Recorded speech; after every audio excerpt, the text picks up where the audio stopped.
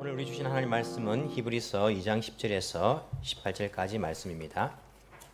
신약성경 히브리서 2장 10절에서 18절까지 말씀 찾겠습니다.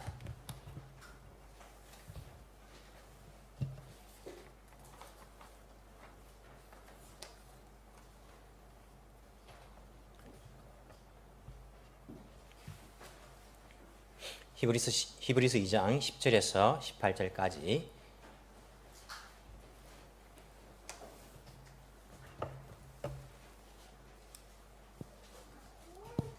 제가 봉독해 드리겠습니다. 하나님께서는 만물을 창조하시고 만물을 보존하시는 분이십니다. 그러므로 하나님께서 많은 자녀를 영광에 이끌어 들이실 때에 그들의 구원의 창시자를 고난으로서 완전하게 하신다는 것은 당연한 일입니다. 거룩하게 하시는 분과 거룩하게 되는 사람들은 모두 한 분이신 하나님 아버지께 속합니다. 그러함으로 예수께서는 그들을 형제 자매라고 부르시기를 부끄러워하지 않으셨습니다.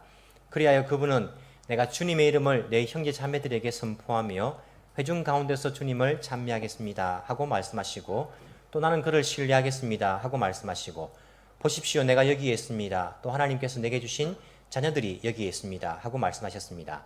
이 자녀들은 피와 살을 가진 사람들이기에 그도 역시 피와 살을 가지셨습니다. 그것은 그가 죽음을 겪으시고서 죽음의 세력을 쥐고 있는 자 곧 악마를 멸하시고 또 일생 동안 죽음의 공포 때문에 종로로 타는 사람들을 해방시키기 위함이었습니다. 사실 주님께서는 천사들을 도와주시는 것이 아니라 아브라함의 자손들을 도와주십니다. 그러므로 그는 모든 점에서 형제 자매들과 같아지셔야만 했습니다. 그것은 그가 하나님 앞에서 자비롭고 성실한 대제사장이 되심으로써 백성의 죄를 대신 갚으시기 위한 것입니다. 그는 몸소 시험을 받아서 고난을 당하셨으므로 시험을 받는 사람들을 도우실 수 있습니다. 아멘. 오늘 본문의 말씀을 가지고 위로의 사역이란 제목으로서 하나님 말씀을 나누길 원합니다.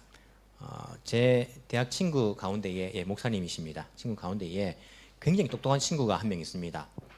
가히 천재라고 할 수 있는 우리 동기들 중에 제일 똑똑한 친구가 한 명 있는데, 이 친구가 오스트리아에서 박사 과정을 했는데 이분의 스승이 누구냐면 지금 현대의 철학의 아주 거장이라 할 수 있는 프랑스의 지라르라는 그런 그 철학자가, 여러분 왜 남의 이름을 듣고 웃으십니까?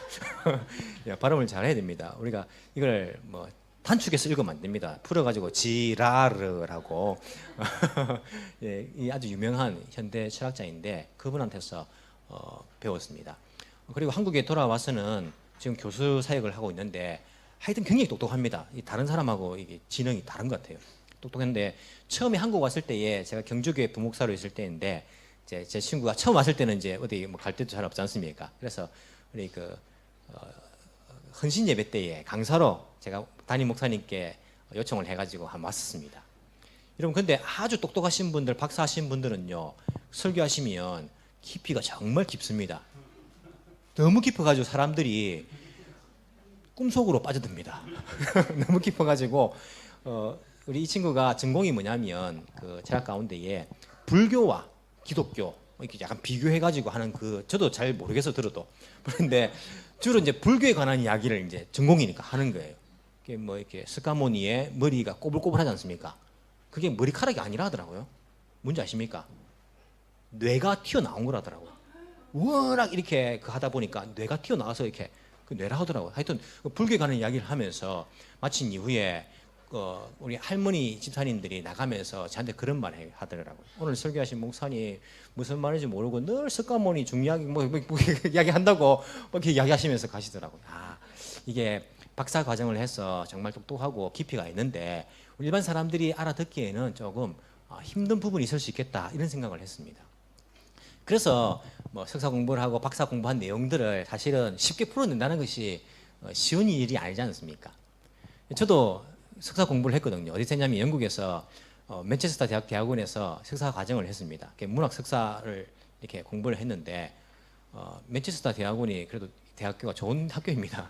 세계에서 50위 안에 드는 학교거든요. 공부를 했는데 그 문학 과목 중에 그 안에 이제 성경에 관한 것이 들어갑니다.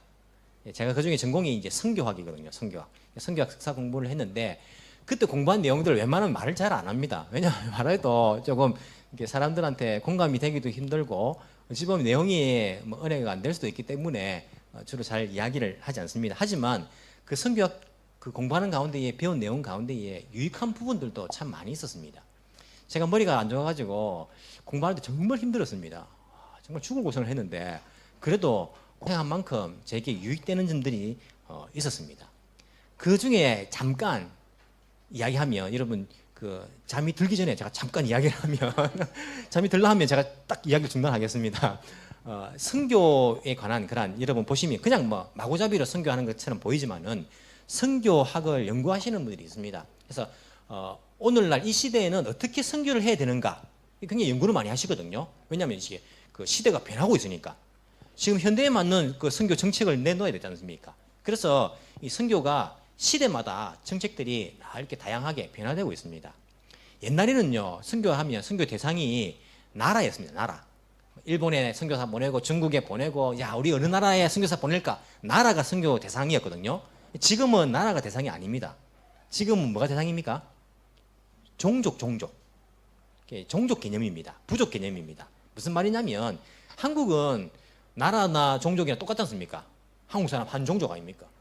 나라도 한국이고 일본도 비슷합니다. 물론 북해도하고 오키나와가 조금 뭐 다른 사람들이 있지만은 지금은 같은 언어를 쓰고 같은 일본 민족인 거예요. 나라가 하나고 민족도 하나니까 뭐 나라가 대상인지 민족이 대상인지 잘 모르는데 예를 들어서 중국은요 민족이 얼만큼 많습니까? 민족이 엄청 많거든요. 그리고 언어도 언어도 엄청 많거든요. 말도 다르고 민족도 다 다른데 나라는 중국인 거예요.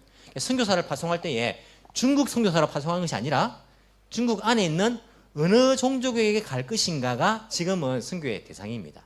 그래서 어느 나라에 파송한다가 아니고 어느 종족에 간다. 아마 여러분들이 그런 이야기를 들어보셨을 것입니다. 아프리카도 나라는 같은데 부족이 다른 거예요. 어느 부족에게 어느 종족에게 간다. 그렇게 이제 선교의 대상을 조금 더 구체적으로 종족 개념으로 이렇게 발전되어 왔습니다. 또 과거에는 여러분 1040 윈도우라고 들어보셨습니까? 1040 윈도우. 선교의 대상 그 종족 가운데에 지도를 보시면요. 가로는 뭡니까? 위도입니까? 경도입니까? 평생 헷갈리는 거죠. 그죠? 위도인지 경도인지. 가로는 위도입니다. 위도고 위도 제로가 그거죠. 저 뭡니까? 적도죠. 적도. 세로는 뭡니까? 경도입니다. 경도. 자, 지도를 보시면 위도가 10도에서 40도 사이, 위도 10도에서 40도 사이에 있는 창문 모양의 위도 10도 40도 사이에 있는 종족들이 예수님을 안 믿는 종족이 특히 많은 거예요. 그래서 우리가 집중해야 될 선교의 대상은 1040 windows 해가지고 1040창 이런 이야기가 예전부터 많이 있었습니다. 들어본 적 있으시죠? 그죠? 이렇게 선교학자들이 선교에 대한 그런 전략들을 연구하면서 이런 이야기들이 나오는 겁니다. 제가 공부할 당시에는 선교의 정책 가운데에 어떤 것이 지금도 유행하고 있냐면 종교 간의 대화입니다. 종교 간의 대화. 다이얼로그라고 하죠. 종교 간의 대화라는 것이 선교 정책의 중요한 정책으로 지금 돌고 있는 겁니다. 이야기되고 있는 것입니다. 종교 간의 대화가 무엇이냐면 여러분 보십시오. 지금 여러분 원시 부족이 얼만큼 있다고 생각하십니까? 지금도 빨가벗고 다니고 막 우까우까 하고 이런 종족이요. 거의 없습니다. 지금. TV에 나오는 원시 종족들은요. 사실은 TV가 꺼지면 우리가 비슷하게 생각을 합니다. 아르바이트 하지 않습니까? 직업이지 않습니까? 그분들이. 원시 부족은요. 지금 거의 없습니다.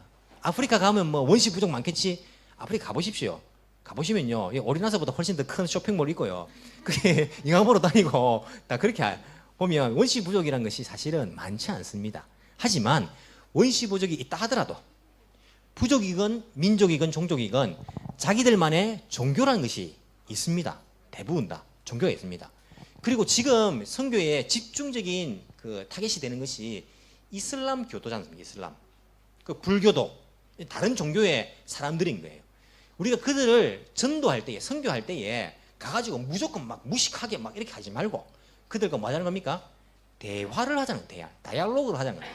종교 간의 대화가 지금 선교에 굉장히 돌고 있는 유행처럼 돌고 있는 그런 선교 정책 가운데의 하나입니다. 선교의 가장 기본 되는 것이 뭐냐면 미시오 데이라는 그런 캐치 플레이입니다. 미시오 데이가 뭐냐면 미시오 뭐 같습니까? 미시오 미션입니다. 데이 하면 데오는 다 가십니다. 하나님입니다. 미시오 데이 하면 하나님의 선교라는 말입니다. 하나님의 선교라는 원래의 뜻은 뭐냐면 선교는 하나님께서 주체적으로 하신다는 겁니다. 선교의 주체는 하나님이시다. 이런 뜻입니다. 그래서 우리가 뭐 실망할 것도 없고 우리가 뭐 약해질 것도 없고 선교의 주체는 하나님이시기 때문에. 근데 이 미시오 데이를 종교 간의 대화에서는 어떻게 이야기를 어떤 식으로 이야기를 또 이렇게 할 수 있냐면 하나님 중심의 선교를 하자는 겁니다. 하나님 중심에. 무슨 말이냐면 여러분 보십시오. 이슬람교가 뭘 믿습니까? 알라신 믿습니다. 알라신. 사우디의 그 뭐 왕입니까? 일본에 왔지 않습니까? 비행기 전용기 타고 그 비행기 앞부분에 God bless you 딱 적혀 있더라고요. 뭘 믿습니까? 하나님을 믿습니다. 하나님. 카미사마. 알라가 하나님이지 않습니까? God. 하나님 믿는 거예요. 모든 종교들이 보면 하늘님, 절대자라는 것이 있습니다. 그래서 우리가 하나님 중심으로 선교하면 이야기가 통한다는 거예요. 그래서 우리가 하나님 중심으로 이렇게 이야기하는 거예요. 그러면 선교하기가 훨씬 유익하고 대화가 된다. 그렇게 대화를 하면서 선교하면 좋다. 이것이 이제 하나님 중심의 선교라고 할 수 있습니다. 여기 하지만 문제가 있습니다. 무슨 문제가 있을까요? 구원의 길은요, 예수 그리스도입니다. 예수 그리스도, 우리를 위해 십자가 지신 예수 그리스도를 믿어야지 우리가 구원받을 수 있는 것입니다. 그래서 우리가 선교를 할 때에 선교의 메시지의 중심이 되는 것이 바로 예수 그리스도, 그 복음입니다. 그런데 예수 그리스도 이야기 하지 말자는 겁니다. 왜? 예수님 이야기하면 이슬람 교도들 이야기 안 한다는 겁니다. 안 하고 거부감을 느낀다는 겁니다. 불교 가가지고도 우리의 절대자 카미사마 이야기하면 이야기 통하지만은 예수님 꺼내면 이야기가 안 된다는 겁니다. 일본도 여러분, 일본 신도 뭡니까? 카미사마지 않습니까? 그러니까 카미사마 이야기하면 일본에서도 이야기가 되는데 예수사마, 예수님 꺼내면 이야기 안 되니까 예수사마 이야기 하지 말자는 겁니다. 하지 말고 하나님, 치치나로 카미사마, 하나님 이야기 그 중심으로 선교하자. 이 이야기인 거예요. 얼핏 들어보면요, 좋은 것 같아요. 이야기도 되고 좋은 것 같은데 하지만 중요한 예수 그리스도가 빠져있기 때문에 이것이 위험할 수 있습니다. 우리가 선교하는 목적이 뭡니까? 예수님을 전파해서 예수님을 통해 구원받게 하는 것이 선교의 목적인 거예요. 전도의 목적입니다. 그런데 예수님을 말할 수 없다면요, 그것은 뭐하러 우리가 그들하고 대화를 합니까? 예수님을 말할 수가 없는데. 물론 다른 종교와 접촉점으로서 하나님 이야기를 꺼내가지고 하는 것은 좋지만은 결과적으로 우리가 예수님에 관한 이야기를 하지 못한다면 그것이 정말 옳은 정책일까? 한번 돌아볼 필요가 있다는 것입니다. 사도행전 4장에 보시면 천하 인간에 너희들에게 구원받을 만한 다른 이름을 준 적이 없다. 예수님 외에는 구원받을 이름이 없다라고 이야기하는 거예요. 여러분, 그리스도교, 기독교, 그리스도가 빠지면キリスト교입니까? 그리스도교가 그리스도 이야기를 못하면, 예수님 이야기 못하면 그게 무슨 기독교입니까? 우리가 예수님에 관한 이야기들을 반드시 할 필요가 있습니다. 왜냐하면 예수님 외에는 구원의 길이 없기 때문에 대화를 하는 이유도 예수님에 관한 이야기를 할 수 있어야지 우리가 대화를 할 필요가 있다는 것, 우리는 기억을 해야 합니다. 이 성경 말씀도 마찬가지지 않습니까? 구약 성경 오실 메시아, 오실 예수님에 관한 이야기, 신약 성경 오신 예수님, 우리를 위해 오신 그 예수님에 관한 이야기로 가득 차 있지 않습니까? 특별히 여러분, 히브리서 보시면요, 하나님 중심의 신앙을 가진 사람들에게 예수님이 어떤 분이신지를 아주 잘 설명해 주고 있는 그러한 책이 바로 히브리서입니다. 히브리서는요, 유대인들에게 보낸 편지지 않습니까? 유대인들은요, 카미사마, 치치나로 카미사마, 하나님 아버지를 믿고 있었거든요. 근데 이 예수님이란 분이 왜 우리가 믿어야 될 존재인가? 왜 예수님이 우리의 구원자가 되시는가? 그들에게는 굉장히 어려운 문제였습니다. 그들에게 왜 하나님 중심적인 신앙을 가진 그들에게 왜 예수님을 믿어야 되는가? 왜 예수님이 구원의 창시자인가? 왜 예수님을 통하여 우리가 구원받을 수 있는가? 왜 예수님이 메시아가 되시는가? 그리스도가 되시는가? 이 이야기에 대해서 굉장히 잘 설명해주고 있는 책이 바로 히브리서입니다. 그래서 우리는 히브리서를 통해서 예수님에 관해서 많은 설명들을 들을 수 있고 많이 배울 수가 있습니다. 특별히 오늘 본문에 보시면요, 예수님을 어떻게 소개하고 있습니까? 2장 10절에 보시면요. 어떻게 소개하십니까? 예수님을 구원의 창시자라고 소개를 하고 있습니다. 예수님을 구원의 창시자, 소시샤, 구원의 창시자, 구원을 만드신 분, 구원의 창시자라고 우리에게 소개를 하고 있습니다. 이 원어에 보시면요, 이 창시자라는 그 표현이 개척하다, 개척자라는 그런 의미들도 포함되어 있는 것으로 우리가 볼 수 있습니다. 구원의 길을 개척하신 분이다라고 우리가 그렇게 알 수 있습니다. 여러분, 그 중국에서 예전에 그 서양까지 가는 그 길이 이렇게 만들지 않습니까? 그 길이 실크로드. 왜 실크로드입니까? 길이 실크로드에 있습니까?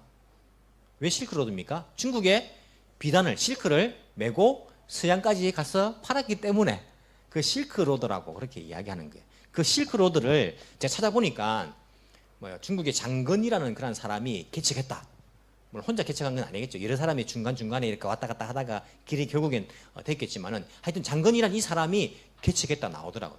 그 길을 가다가 붙잡혀가지고 또 다른 민족한테 복생도 하고 막 그러다가 그 길을 개척했다 나오더라고요. 여러분, 길을 개척한다는 것은요, 굉장히 용기가 필요합니다. 굉장히 힘이 듭니다. 하지만 개척을 하고 나면요, 그 개척한 사람 때문에 많은 사람들이 편하게 다닐 수 있습니다.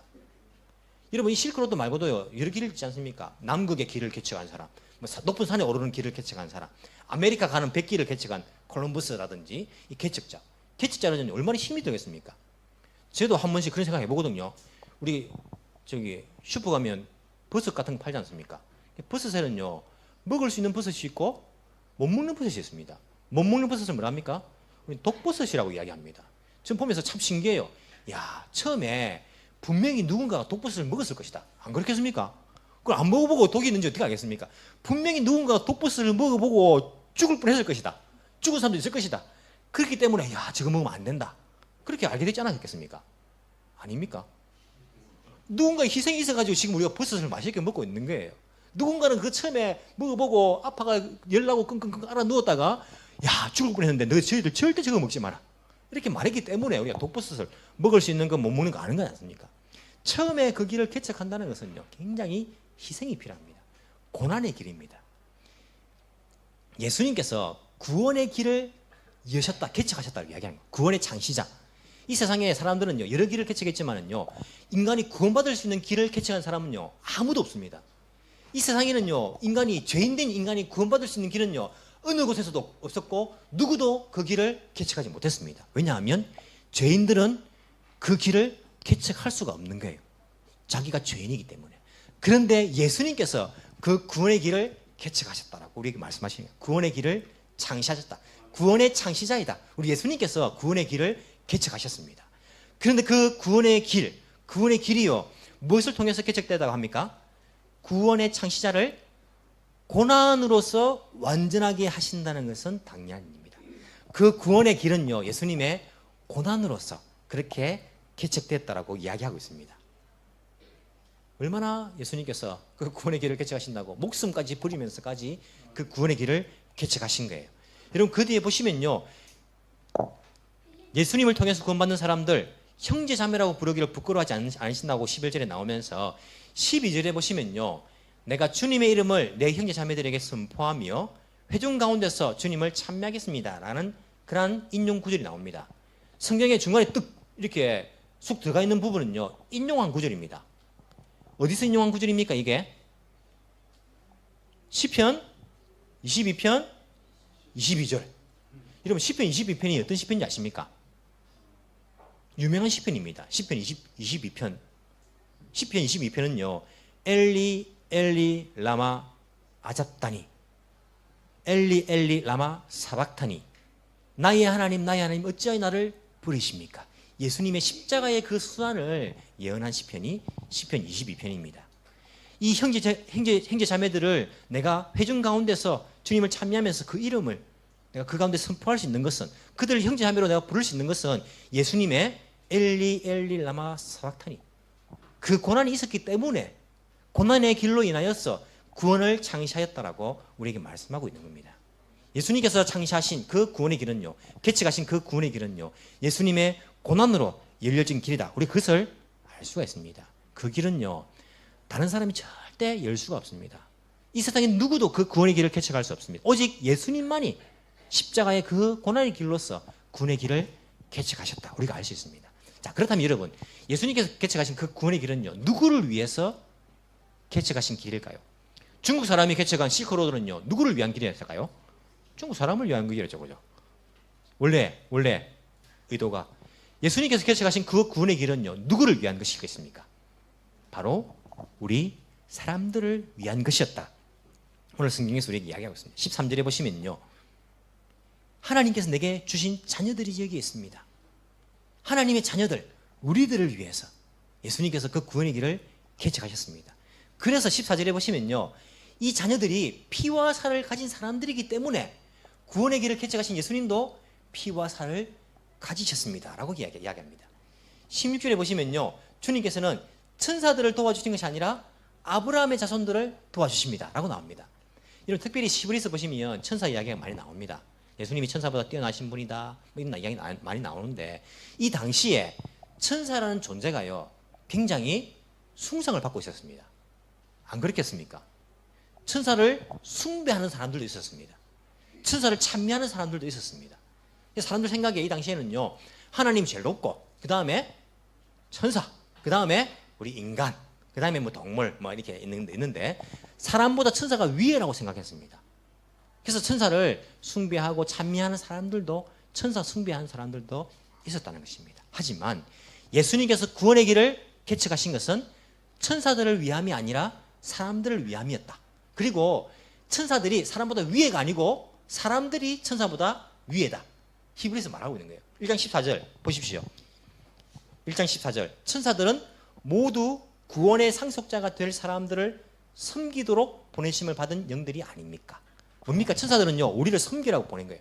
하나님 밑에 우리예요. 그리고 우리 밑에 천사라고 그 서열을 다시 정리해주고 있습니다.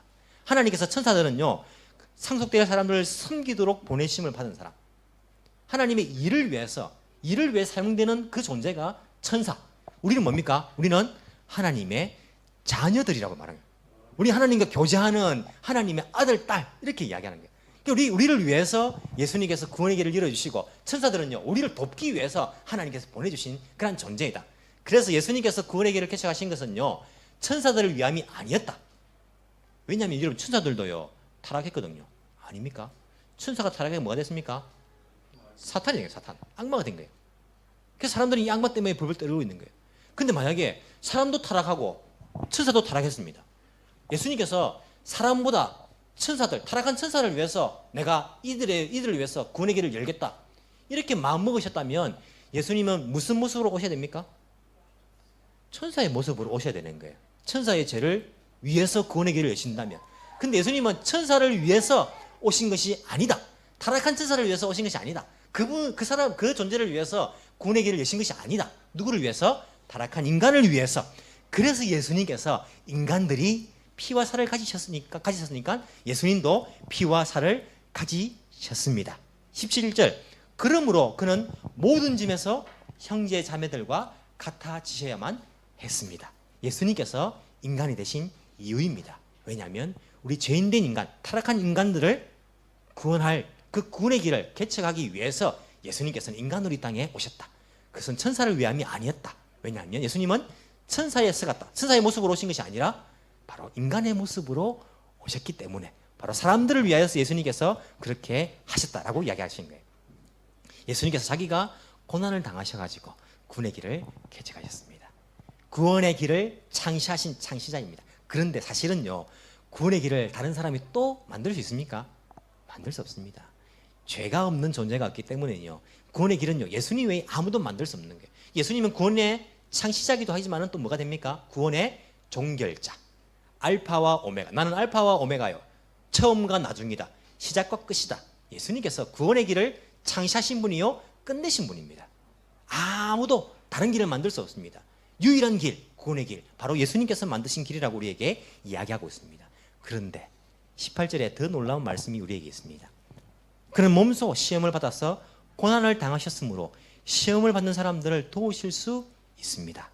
사실은 제가 히브리서 이 말씀을 묵상하면서 18절 말씀에 은혜를 받아가지고 내가 이 말씀을 성도들과 함께 나눠야겠다. 그렇게 묵상하다가 앞에 부분들까지도 그렇게 함께 묵상을 하게 된 것입니다. 자, 보십시오. 예수님께서 우리를 위해서 구원의 길을 만드셨습니다. 열어주셨습니다. 개척하셨습니다. 그리고는요, 우리한테 야, 너희들 내가 십자가에 못 박혀서 구원의 길을 만든 것 알지? 이제 나도 힘들다. 너희들 이제 이후로는 너희들 좀 알아서 해라. 알아서. 너희들이 알아서 좀 이제 구원의 길을 열어줬으니까 너희들이 알아서 살고 나한테 좀 이렇게 의지하지 말고, 내가 목숨까지 버렸는데 또 다른 거 뭘 필요하냐? 그러니까 알아서 해. 이렇게 하시는 분이 아니라는 것입니다. 예수님께서는 자기가 몸소 시험을 받아가지고 고난을 당하셨기 때문에 시험을 받는 사람들을 도우실 수 있는 분, 그리고 도와주시는 분, 이렇게 이야기를 하고 있습니다. 여러분, 고난을 체험한 사람들은요, 두 가지 양상을 보입니다. 자기가 고난을 겪은 사람들은요, 두 가지 부류가 있습니다. 첫 번째는 어떤 사람입니까? 첫 번째 부류는요, 내가 고난을 당해봤기 때문에 고난 당한 사람들을 보면서 우습게 합니다. 첫 번째 부류입니다. 예를 들어가지고 어떤 사람이, 우리 교인 가운데 어떤 분이 예를 들어서 뭐 집사님 아니면 뭐 권사님, 장로님, 제가요 몸이 너무 아픕니다. 감기 몸살이 걸려가지고 안 아픈 데가 없습니다. 하필이면 또 이번 주가 제 식사 당번입니다. 너무 힘들어가지고 이번 주 식사 당번을 내가 못하겠습니다. 이렇게 말을 했다 합시다. 이렇게 말했을 때에 고난을 다 당해본 사람 중에 첫 번째 부류는 어떻게 이야기합니까? 야, 나도 감기 몸살 내가 당해봤다. 나도 내 감기 몸살 아파 죽는 줄 알았다. 그래도 나는 내게 맡긴 일들을 내가 했다니까. 왜 못해? 해야지. 시끄럽다. 해. 이렇게 말하는 사람이 있습니다. 나는 더 아팠어. 난 더 아파서 죽는 줄 알았다. 그 정도 가지고 뭘 그래 엄살 피우느냐. 해라고. 누가 할 거냐. 당번이면 해야지. 이렇게 말하시는 분이 있습니다. 아이고, 집사님, 제가 애 하나 낳았는데요, 애 키우기 너무너무 힘듭니다. 야, 뭐가 힘들어? 나는 3명 낳았다. 난 셋을 키워봤는데 하나 가지고 둘 가지고 그렇게 엄살 피우느냐? 그 아무것도 아니잖아. 엄살 부리지 말고 잘 해라고. 이렇게 말하시는 분 있습니다. 야, 왜 우리 때는 옛날에 애 낳고 바로 뭐 했다고요? 애 낳고 바로 그 다음날 밭일 하러 나갔다 하면서 그거 가지고 뭐 힘들다고 어렵다고 그렇게 이야기하느냐? 아무것도 아닌데 그냥 해라고. 시끄럽다고. 그렇게 말하는 분. 내가 겪었기 때문에 그것은 아무것도 아니다. 그러니까 해. 아무 말 하지 말고. 내가 모를 줄 알아? 난 더한 일을 당했단 말이야. 그래서 복수하겠다는 겁니까? 그렇게 이야기하시는 분들이 있습니다. 여러분, 그렇게 말하면요, 그게 도움이 됩니까? 아무런 도움이 안 됩니다. 마음에 상처만 됩니다. 오히려 반항심만 생깁니다. 내가 이렇게 말하면 좀 위로해 줄 줄 알았는데 더 야단만 먹었네. 에이, 내가 이 교회. 에이, 내가 저 사람. 다시는 내가. 이런 마음, 반항심이 오히려 든다는 것, 우리가 경험을 할 수가 있습니다. 만약 예수님께서 이런 불이었다면 이러면 어떻게 했겠습니까? 예수님께서 몸소 고난을 당하셨지 않습니까? 예수님, 우리 너무 아픕니다. 너무 힘듭니다. 몸이 너무 아파. 정말 제가 예수님께서 맡겨주신 일들 잘 못하겠습니다. 예수님께서 뭐 아프다고? 야, 나는 채찍 가지고 등 맞아가지고 살찜 다 뜯겨 나갔어. 그 정도가 아프다고? 나는 십자가에 못 박혀 죽었단 말이야. 피 다 흘리고. 누구 때문인데? 너 때문이 아니었냐? 근데 왜 십자가에 누가 못 박더냐? 그 정도 아프다고? 말도 안 돼. 그냥 입 다물고 해라고. 죽지 않으면 해란 말이야. 예수님, 제가 경제적으로 힘들어가지고 너무 힘이 듭니다. 먹을 것도 없고 진짜 힘듭니다. 뭐 힘들어? 경제적으로? 나는 40일 동안 굶어 봤다. 뭐니 너? 너 며칠 굶었다고 그렇게 40일 굶은 사람도 있는데 너 그 힘들다고? 그냥 해. 뭐 그렇게 엄살이 심하냐? 예수님, 마음에 상처를 받았습니다. 저 사람 때문에 마음에 상처를 받아? 나는 내가 3년 동안 같이 먹고 자고 했던 그 녀석한테 배반당해가지고 십자가에 못 박혔는데 뭐 그게 상처가 돼? 나한테 비교해서 그 아무것도 아니잖아. 그냥 해라니까. 시끄러워. 예수님께서 이렇게 말씀하신다면 여러분 어떤 마음 들겠습니까? 위로 되겠습니까? 기도할 마음 들겠습니까? 예수님 기도해봐야 야단 맞는다. 야단. 기도하지 말자. 하지만 예수님은 그런 분이 아니라는 겁니다. 예수님은 자기가 고난을 당했기 때문에 고난받는 자들을 도우시는 분이라고 이게 말씀하고 있습니다.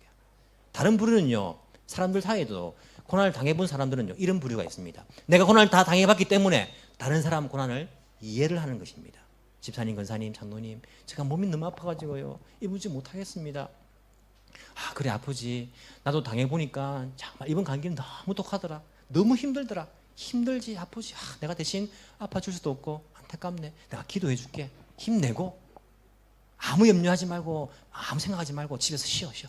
나을 때까지 아무 염려하지 말고 내가 기도해 줄게. 이렇게 말하는 사람이 있습니다. 애기 키우기 힘들지, 하나 키우기, 둘이 키우기 얼마나 힘들지 몰라. 나도 3명 키워봤지만은 아이들 키우는 자체가 힘들어. 늘 붙어 있어야 되고 자기 생활도 없고. 그래, 교회에서만이라도 내가 애 안아줄게. 조금 쉬어. 팔 아프지, 힘들지. 그렇게 위로해 주는 사람. 배고프지, 내가 그 배고픔 안다고, 힘내라고.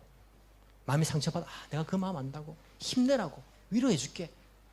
내가 응원할 테니까 낙심하지 말고 힘내. 이렇게 위로해 주는 그런 부류의 사람들이 있다는 것입니다. 예수님은요, 이렇게 우리를 위로해 주시는 분이십니다. 아프지. 내가 아픈 그것을 내가 안다. 몸 아픈 거 내가 알지. 얼마나 아플까. 하지만 힘내. 내가 반드시 도와줄게.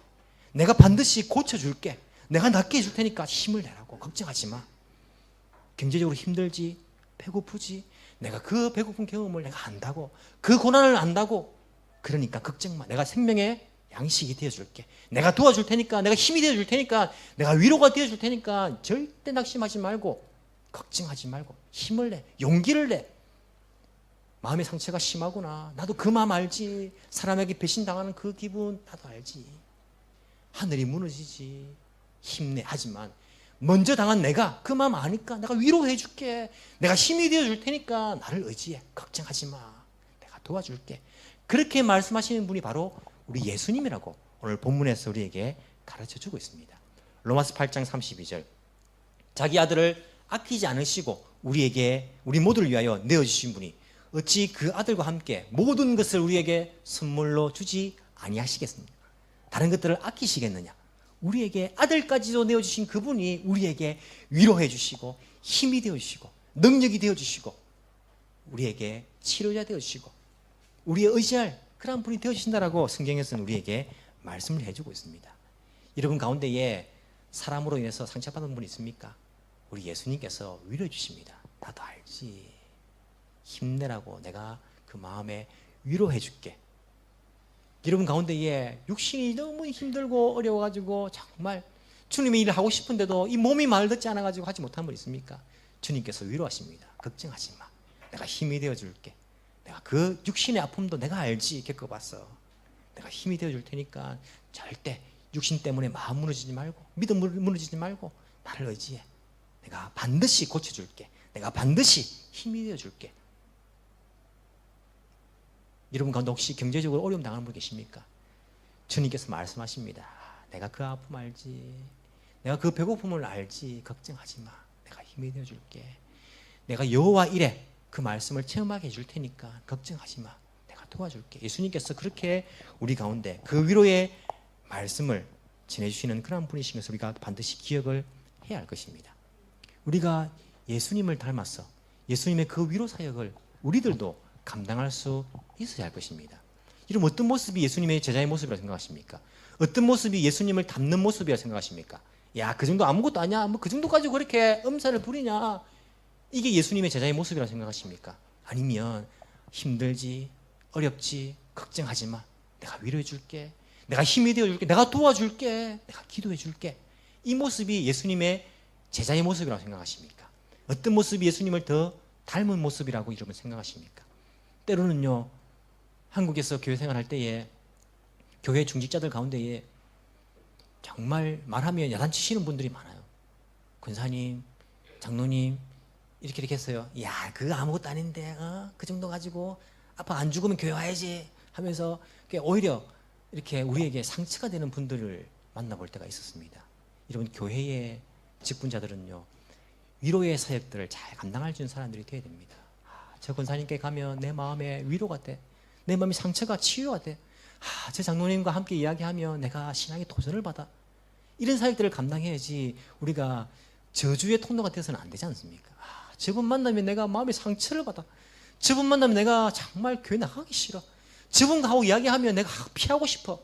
이런 사람이 되어서는 안 되지 않습니까? 정말 위로의 사역자이신, 상처받은 치유자이신 그 예수님 닮아서 내가 그 아픔을, 그 고난을 당해봤기 때문에 같은 고난을 당한 사람들에게 위로자가 되어주는, 그들에게 그 상처를 치유해주는 치유자가 되어주는 그 예수님의 위로의 사역을 감당할 수 있는 축복의 통로, 위로의 통로가 다 되시기를 간절히 소망합니다. 기도드리겠습니다.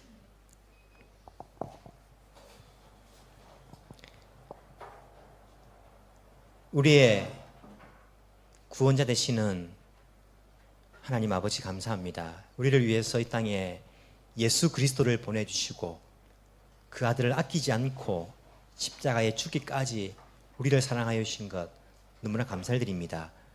죄 많았던 저희들, 영원히 멸망당할 저희들을 형제 자매라고 부르기를 부끄러워하지 아니하신 우리 예수님, 우리를 위해서 몸소 살과 피를 가지시고 모든 점에서 우리들과 같아지신 우리 예수님의 사랑을 기억합니다.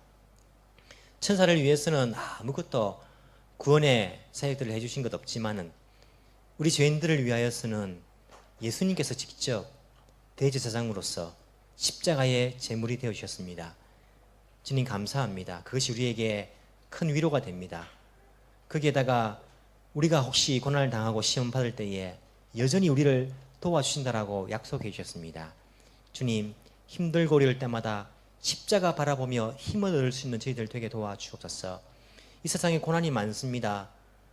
필요한 것도 많고 내가 가지지 못한 것도 많으며 때로는 사람들 때문에 상처를 받고 때로는 나의 환경 때문에 마음이 무너지고 지치고 포기하고 싶은 마음이 들 때가 주님 있습니다. 하지만 그럴 때마다 나를 위해 십자가 지시며 지금도 살아계셔서 나를 도우시는 그 예수님의 십자가를 바라볼 수 있는 용기를 허락하여 주시고 온전히 예수를 깊이 생각하며 오직 예수님을 바라보는 그 심령마다 새 힘을 허락하여 주옵소서.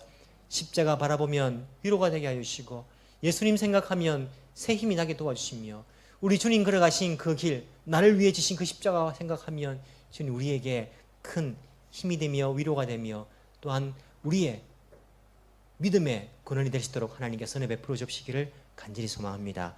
지금도 살아계셔서 육신이 병든 자들을 고쳐주시고 지금도 우리와 함께 계셔서 마음의 상처받은 자들을 싸매어 주시고 지금도 우리와 함께 계셔서 또한 경제적으로 힘든 자들에게 힘이 되어신 우리 예수님, 날마다 주님과 동행할 수 있도록 도와주시고 예수님이 나의 위로가 되십니다. 이것이 머릿속에 있는 개념이 아니라 우리 삶 속에서 실제적으로 체험할 수 있는 귀한 은혜가 될 수 있도록 주께서 함께하여 주옵소서.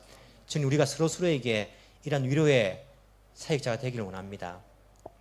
서로에게 저주의 통로가 되지 않게 하여 주시고 저 사람 보면 내가 믿음 생활을 하기 싫고 저 사람 보면 내가 교회 가기 싫고 저 사람 보면 내가 마음의 상처를 받고 저 사람하고 이야기하면 내가 힘이 빠지고 이런 사람이 아니라 서로에게 힘이 되어서 우리의 교제를 통하여서 서로에게 예수님의 사랑을 전달해 주며 예수님의 위로를 전달해 줄 수 있는 아름다운 그러한 공동체 될 수 있도록 하나님께서 우리 에덴 교회를 말씀 위에 세워 주옵소서.